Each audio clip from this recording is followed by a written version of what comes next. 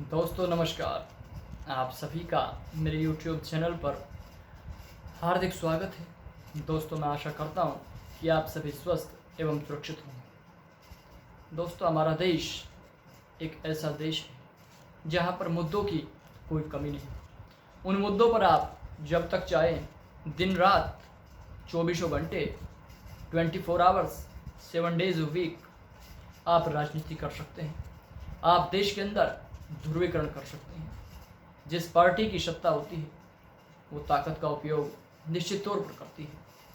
नागरिकों को उसका कितना लाभ होता है, नागरिकों के अधिकारों की कितनी रक्षा होती है, ये आप सभी जानते ही हैं। और दोस्तों मैं आपको बताना चाहूँगा, लक्षद्वीप के अंदर इस वक्त में जो मसला चल रहा है वो काफ़ी गर्म मुद्दा है।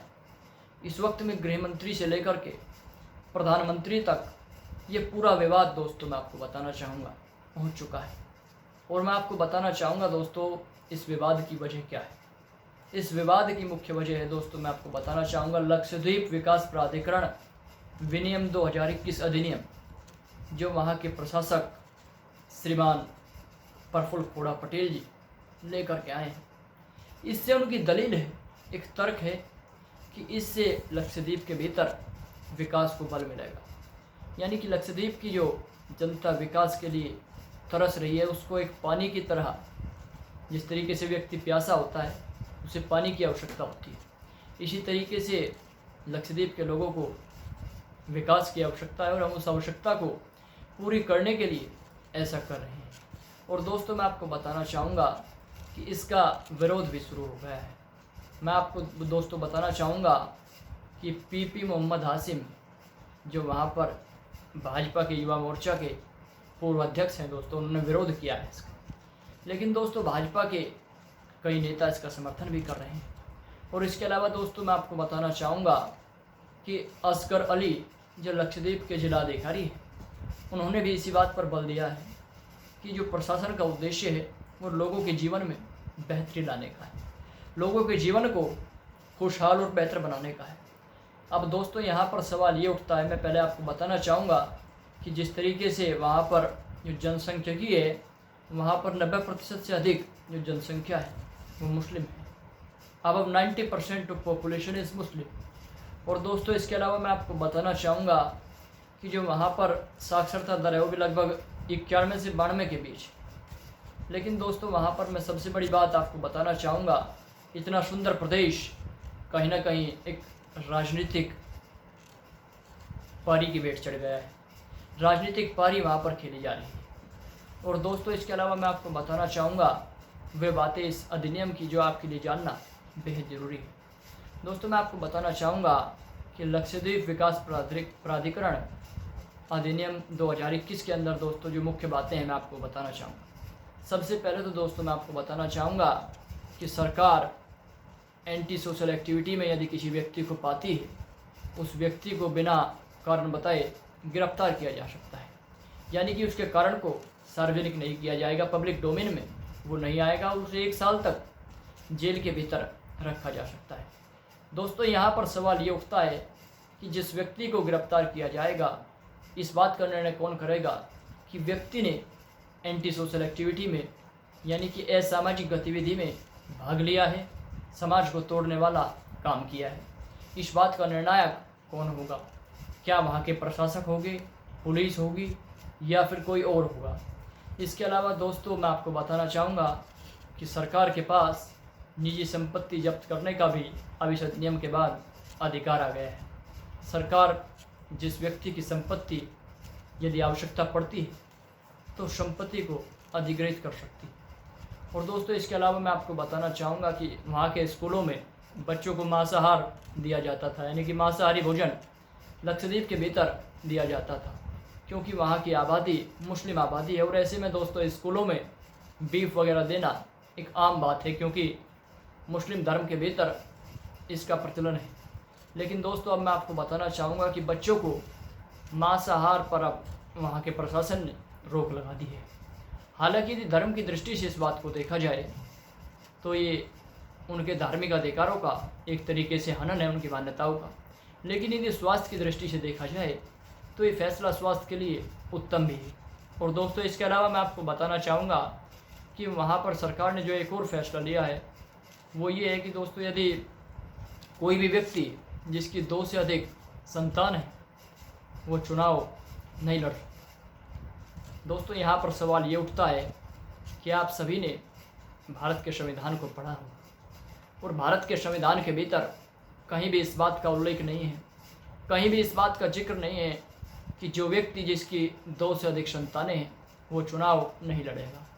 क्या दोस्तों ये बात देश के अन्य राज्यों में लागू नहीं होनी चाहिए? यदि इस बात के भीतर इस अधिनियम में जो ये कहा गया है कि 2 से अधिक संतानों वाला व्यक्ति अब चुनाव से दूर कर दिया जाएगा, तो क्या ये देश के अन्य राज्यों में लागू नहीं होना चाहिए? इस पर एक व्यापक बहस की आवश्यकता है और ईमानदारी के साथ बिना किसी भेदभाव के इस पर निर्णय करने की आवश्यकता है। हालांकि हमारे देश में ईमानदारी से नहीं राजनीतिक लाभ के लिए कार्य होता है। और दोस्तों इसके अलावा मैं आपको बताना चाहूँगा अन्य प्रावधान जो इस बिल के हैं। और दोस्तों मैं बताना चाहूँगा यहाँ पर आपको कि अब वहाँ पर लक्षद्वीप के भीतर शराब बिक्री पर प्रतिबंध हटा दिया गया है, यानी कि शराब को अब आप ले सकते हैं, शराब का आप सेवन लक्षद्वीप के भीतर आप सार्वजनिक तौर पर कर सकते हैं। हालांकि वहाँ के प्रशासन का इसको लेकर के भी एक बड़ा ही शानदार और मधुर सा तर्क है, और वो तर्क ये है कि हमने तो केवल जो लक्षद्वीप के भीतर लक्षद्वीप की सुंदरता को देखने के लिए जो टूरिस्ट आते हैं उनके लिए ऐसा प्रावधान किया है, सभी पर ये बाउंडेशन नहीं। लेकिन दोस्तों आप इस शराब के खेल को समझने का प्रयास कीजिए जरा। वित्त वर्ष 2019-20 की यदि मैं बात करूं, सरकार को लगभग सभी सरकारों को, जितनी भी राज्य सरकारें हैं और इसके अलावा केंद्र शासित प्रदेशों की भी यदि बात की जाए, तो लगभग 1,75,000 करोड़ से ज़्यादा का शराब से राजस्व प्राप्त। ऐसे में दोस्तों जिस वस्तु से सरकार को इतना लाभ प्राप्त होता हो उसकी बिक्री पर सरकार रोक कैसे लगा सकती है? उसकी रोक हटानी तो सरकार के लिए स्वाभाविक है। लेकिन दोस्तों यहाँ पर मैं आपको बताना चाहूँगा कि जैसा कि 1 वर्ष तक गिरफ्तारी का जो प्रावधान सरकार ने, वहाँ के प्रशासन ने इस अधिनियम में दिया है, क्या ये पोटा की तरह नहीं हो गया है? दोस्तों हालांकि पोटा में उन लोगों पर गिरफ्तारी की जाती है, गिरफ्तारी की तलवार लटकती है जो देशद्रोह या आतंकी गतिविधियों में लिप्त पाए जाते हैं। लेकिन दोस्तों यदि एक तरीके से सज़ा की अवधि के तौर पर यदि बात की जाए, यदि पोटा में बात करूं तो पोटा में आपको 90 दिनों के करीब हिरासत में रख सकते हैं और इसके अलावा 1 वर्ष तक आपको जेल में रखा जा सकता है बिना किसी सुनवाई के। आपको एक तरीके से प्रताड़ित किया जा सकता है। लेकिन दोस्तों यहाँ पर भी 1 साल तक आपको एंटी सोशल एक्टिविटी में पाए जाने पर रखा जाएगा। कहीं ना कहीं दोस्तों ऐसे फैसले से जनता के मन में एक विरोध की लहर तीव्र हो सकती है। यदि कोई फैसला जनता के हित के लिए लिया जाए तो उसमें जनता की राय शुमारी अनिवार्य तौर पर होनी चाहिए। देश के लोकतंत्र में यही खूबसूरती है कि देश के लोकतंत्र में यह अधिकार होते हुए जनता के पास कि वो वोट डालती है, अपने प्रतिनिधियों को चुनती है। लेकिन वो प्रतिनिधि चुने जाने के बाद अपनी गुफा में, अपने गृह में विश्राम करते हैं और जब कोई फैसला लेना हो तो उस वक्त में जनता की राय महत्वपूर्ण नहीं होती। दोस्तों कोई भी फैसला सर्वसम्मति से लिया जाना चाहिए।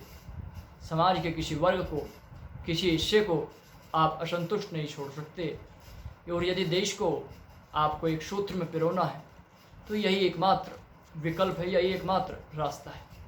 इसके अलावा दोस्तों विरोध के स्वर तो तेज होने ही थे।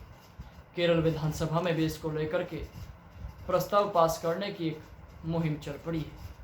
वहाँ पर जितने भी CPM के नेता हैं सभी इस बात पर आगे आ रहे हैं कि किस तरीके से इस बिल को वापस कराया जाए जो वहाँ पर लक्षद्वीप के भीतर लाया गया है।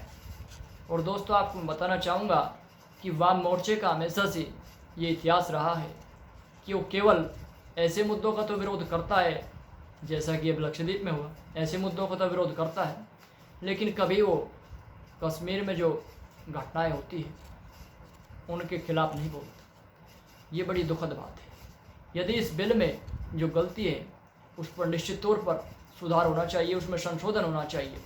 लोगों की राय शुमारी ली जानी चाहिए और कमी का सुधार करके किसी बिल को लागू करना चाहिए। लेकिन यहाँ पर मेरे कहने का मतलब ये है कि हमारे देश की राजनीतिक पार्टियाँ केवल उन्हीं मुद्दों में सक्रिय क्यों होती है जिनमें उनके निजी हित दिखाई देते हो। प्रस्ताव पर प्रस्ताव आते हैं, यहाँ तक कि राहुल गांधी जी को भी अब होश आ गई। राहुल गांधी जी भी आज ये कह रहे हैं कि हम गृह मंत्री से ये अपील करते हैं कि वो इस बिल की वापसी कराएं, इस बिल को रद्द कराएं। और दोस्तों, इसके अलावा प्रधानमंत्री से भी अपील की गई। तमाम तरह के प्रयास चल रहे हैं कि इस बिल को रद्द किया जाए, वापस लिया जाए। लक्षद्वीप के भीतर युवा वर्ग सड़कों पर है। कई लोगों को वहाँ पर 2 से 3 छात्रों को हिरासत में भी लिया गया है। दोस्तों, मैं उम्मीद करता हूँ कि प्रदर्शन या विरोध हिंसक न होने पाए, शांतिपूर्ण तरीके से समस्या का समाधान हो और ये बिल इस तरीके से इसमें संशोधन किया जाए कि ये सभी के लिए एक उत्कृष्ट उदाहरण के रूप में सामने आए और कल्याणकारी सिद्ध हो। नमस्कार दोस्तों, मेरे इस वीडियो में इतना ही। आप सभी स्वस्थ रहें, सुरक्षित रहें।